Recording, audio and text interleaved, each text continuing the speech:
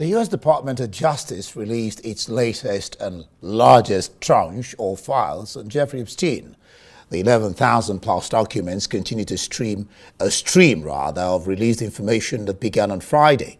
Many of the documents released on Tuesday were redacted with names and information blacked out, including names of people who the FBI appear to cite as possible co-conspirators in the Epstein case. U.S. President Donald Trump's name appeared more in these new documents than in previous ones. Many were media clippings that mentioned him, but one notable email from a federal prosecutor indicated that Trump flew on Epstein's jet. The Department of Justice says that some files contain untrue and sensationalist claims about Trump. Well, for more on these stories, I'm joined now live from New Hampshire by RAI Special Correspondent James Blue. James Blue, glad to have you join me this evening. Thank you. Good. Thank you. Good, wonderful. Venezuela is accusing U.S. of extortion over these tanker seizures, says it's worse than piracy. And there you just had Maduro talking about a law. What do you make of all this?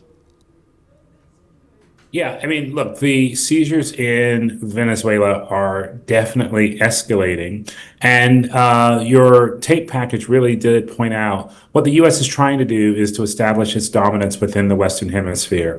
The Monroe Doctrine was issued back in the 1800s, basically as a warning to both France and to Britain that they should not try to claim any sort of the territory, and France, any of the territories in the Western Hemisphere, that they should sort of keep their hands off.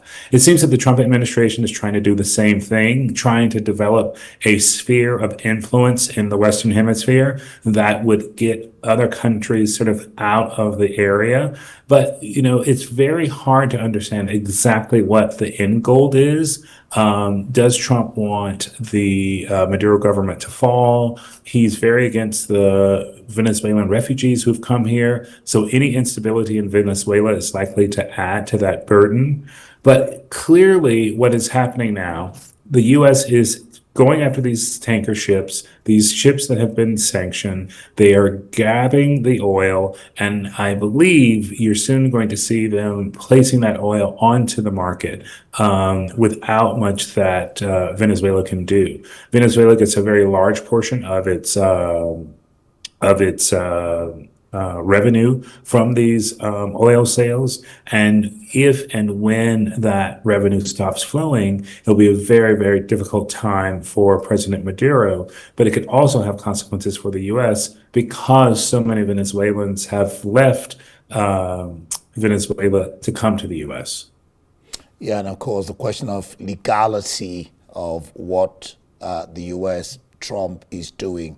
The question is still there. President Trump accuses Venezuela's President Nicolas Maduro of leading a drugs cartel, but then most of the drugs that come into America is not even particularly from Venezuela. And the accusation the talk is that the accusation is without any evidence. Yeah, the accusation is somewhat specious because the majority of U.S.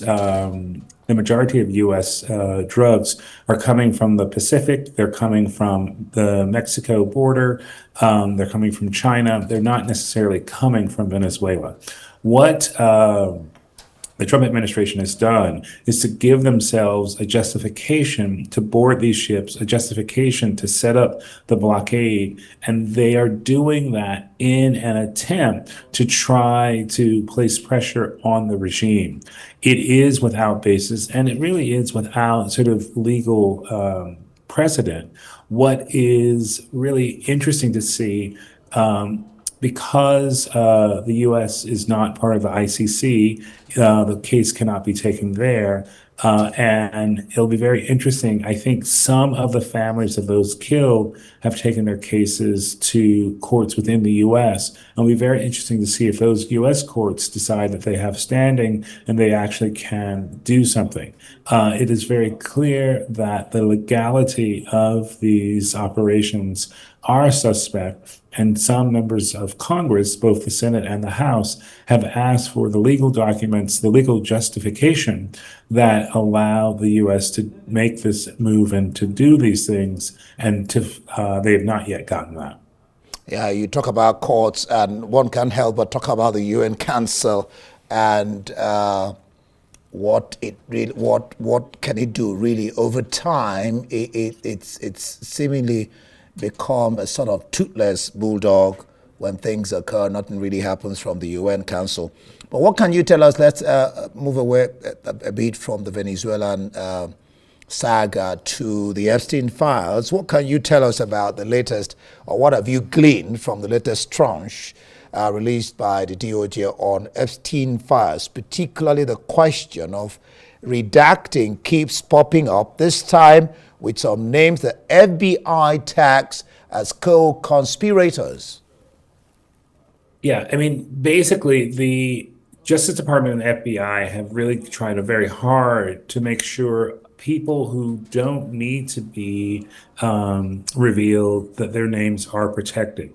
I think one of the biggest challenges with this latest round of documents that have been released is that they do mention President Trump and Jeffrey Epstein being together much more than previously disclosed. It looks as though President Trump, when he was a private citizen, flew on the Epstein plane much more than we knew. The other thing that's been of interest, the way in which there's a purported letter that was written to President Trump, supposedly by Jeffrey Epstein. It looks like that letter has been discredited because it was posted after the date of Epstein's suicide.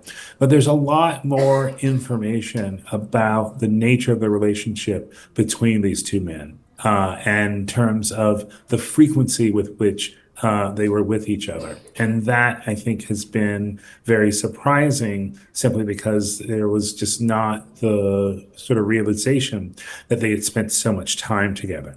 But I think the Justice Department is really trying to protect other people. And I think in so doing, it has slowed down the release. And I think some people are suggesting that that slowdown is an effort to protect President Trump.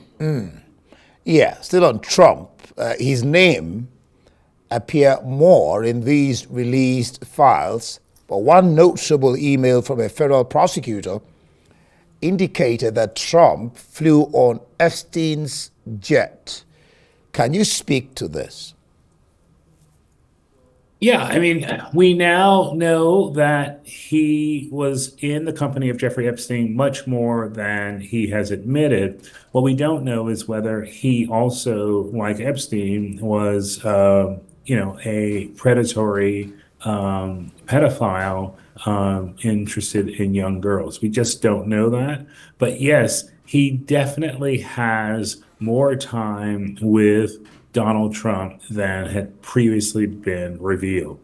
The other thing that we've recently learned is that just a bit of background about Epstein. He was a school teacher in one of the private schools here in New York City, the Dalton School, and he Why? met a parent who was an executive at one of the trading firms, and that's sort of how he got sort of launched into the finance industry. So it's a really, sort of circuitous, strange route. But as you can see with all these pictures, there are, people of influence who are back and forth on the plane with Mr. Epstein. He was very tight with the former president of Harvard. He did not attend Harvard, It looks like this is him with Woody Allen.